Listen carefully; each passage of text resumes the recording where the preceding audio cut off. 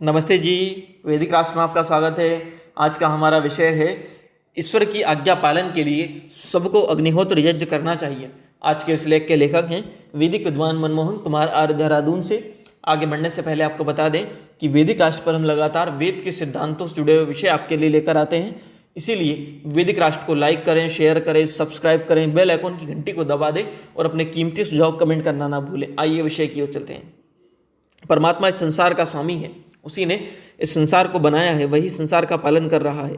इस संसार को बनाने का उद्देश्य परमात्मा द्वारा अनादि तथा नित्य जीवों को उनके पूर्व जन्म के अनुसार उनकी योज्य प्राणी योनियों में जन्म देना है। उनके कर्मों के अनुसार उन्हें सुख और दुख देना, उन्हें दुखों से छुड़ाने के लिए मोक्ष प्राप्ति हेतु प्रेरित करना और मोक्ष प्रदान करना है। सभी प्राणी योनियों में मनुष्य योनि ही उभय योनि होती है, जिसमें मनुष्य अपने पूर्व जन्म के कर्मों को भोगता भी है और अपने वर्तमान और भविष्य को सुखी और कल्याणप्रद बनाने के लिए नए सत्कर्मों को करता भी है।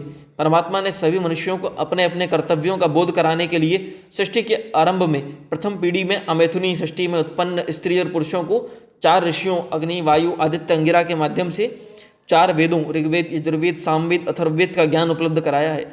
वेद धर्म का मूल स्रोत है। वेद से ही ईश्वर, जीवात्मा, सृष्टि सहित मनुष्यों के कर्तव्यों व अकर्तव्यों का ज्ञान होता है।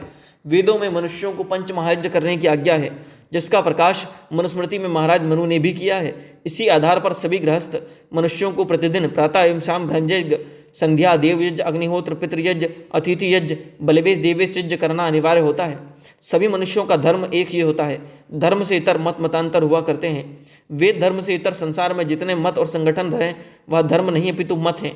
मत का प्रचलन मनुष्यों के द्वारा देश, काल और परिस्थिति के अनुसार समय समय पर होता है, परंतु धर्म का प्रचलन आविर्भाव तो सृष्टि के आरंभ में परमात्मा द्वारा वेदों का ज्ञान प्रदान कर ही होता है।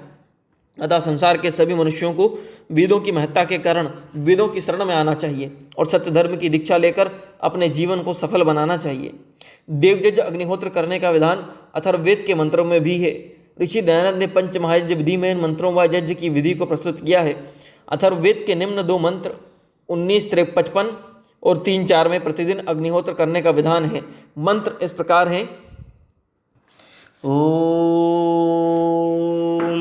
सायं सायं गृहपतिर्नो अग्नि प्रातः प्रातः सौमनसस्य दातः वसोर्वसो वसुदान एधि वयं त्वेनाधानस्तन्वं पुषेम।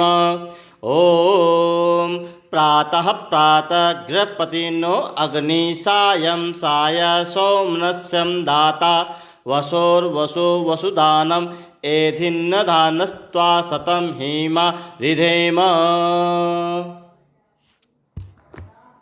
अथर्ववेद मंत्र 19, 55 और 1 और 3। इन मंत्रों का अर्थ इस प्रकार है कि हमारा गृहपति प्रतिदिन प्रातःकाल और सायंकाल श्रेष्ठ उपासना को प्राप्त होके घर और आत्मा का रक्षक, भौतिक अग्नि परमेश्वर जैसे आरोग्य आनंद का देने वाला, उसी प्रकार वह उत्तम से उत्तम वस्तु को देने वाला है।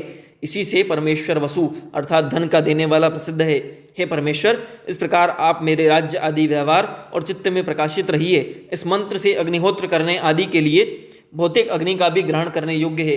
हे परमेश्वर, पूर्वोक्त प्रकार से भौतिक अग्नि व अग्निहोत्र के द्वारा हम आपको प्रकाशित करते हुए अपने शरीर को पुष्ट करें। इस प्रकार भौतिक अग्नि को प्रज्वलित करते हुए सब संसार की पुष्टि करके स्वयं भी हम पुष्ट हों।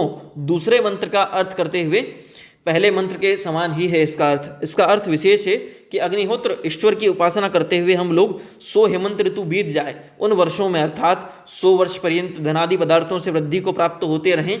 अग्निहोत्र कर्म और यज्ञ करके हमारी हानि कभी ना हो, ऐसी हम इच्छा करते हैं।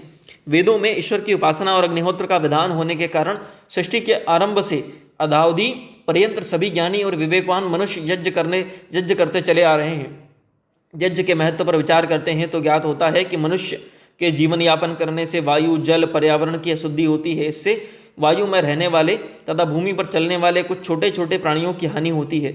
इस अशुद्धि से वायु, जल, अन्न, औषधियाँ भी हानिप्रद हो जाती हैं। इससे मनुष्यों को रोग आदि दुखों हुआ करते हैं।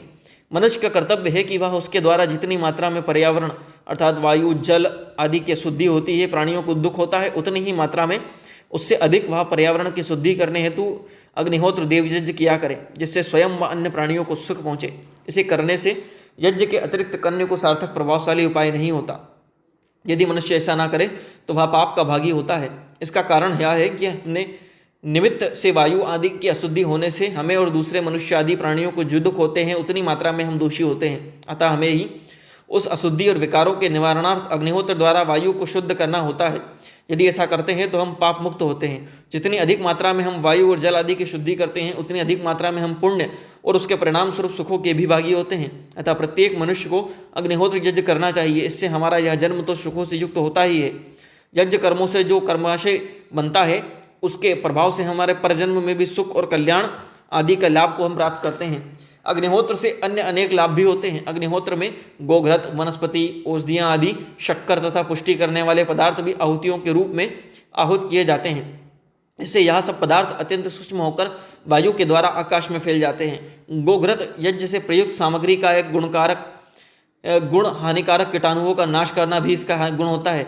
इससे हम आने वाले रोगों से बचते हैं और आजीवन स्वस्थ रहते हैं। यज्ञ की सुगंध से गृहस्थ निवास और घर का वायु अग्नि आदि में यज्ञ आदि में गर्म होकर हल्का हो जाता है यज्ञ अग्नि में, और वह दरवाजों, खिड़कियों, रोशनदानों से बाहर निकल जाता है। इससे बाहर का शुद्ध वायु घर में प्रवेश करता है। ऐसा होना भी स्वास्थ्य के लिए हितकर होता है। यह प्रक्रिया अन्य किसी प्रकार से संपन्न नहीं की जा सकती। इस कारण भी यज्ञ करने से यज्ञ करने वालों को लाभ होता है। यज्ञ होने से हमारा वायुमंडल गोघृत आदि यज्ञीय पदार्थों के औषधियों से गुणों से युक्त हो जाता है, जो हमारे फेफड़ों, रक्त में जाकर अनेक व्याधियों आदि को भी ठीक करता है और हमें होने वाले रोगों से बचाता है।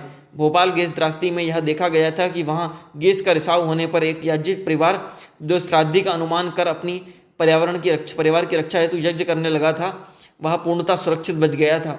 गैस के रिसाव से आसपास के लोग विषैली गैस से प्रभावित होकर मर गए, विकलांग हो गए, परंतु याज्ञिक परिवार पर उसका प्रभाव न होने से उसे कोई हानि नहीं हुई।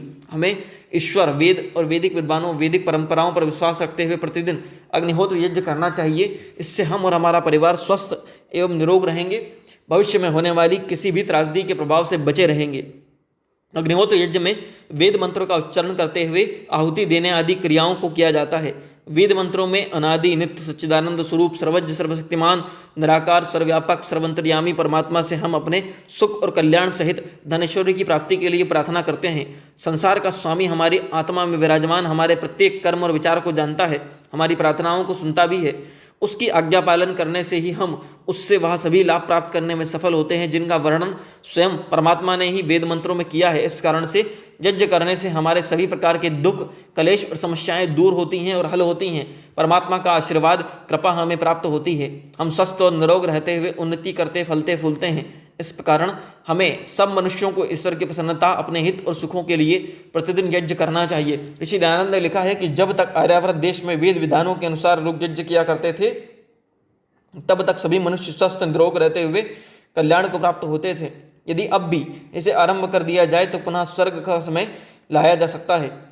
ऋषि दयानंद के वेदभाष्य, सत्यार्थ प्रकाश, ऋग्वेद भाष्य, भूमिका, संस्कार विधि आदि ग्रंथों के विधान और शिक्षाओं के आधार पर आर्य समाज संगठन से जुड़े उनके अनुयायी समय समय पर देव यज्ञ, अग्निहोत्र और विशेष यज्ञ किया करते हैं, जिसका परिणाम उनके परिवारों का सुखी और कल्याणमय जीवन होता है।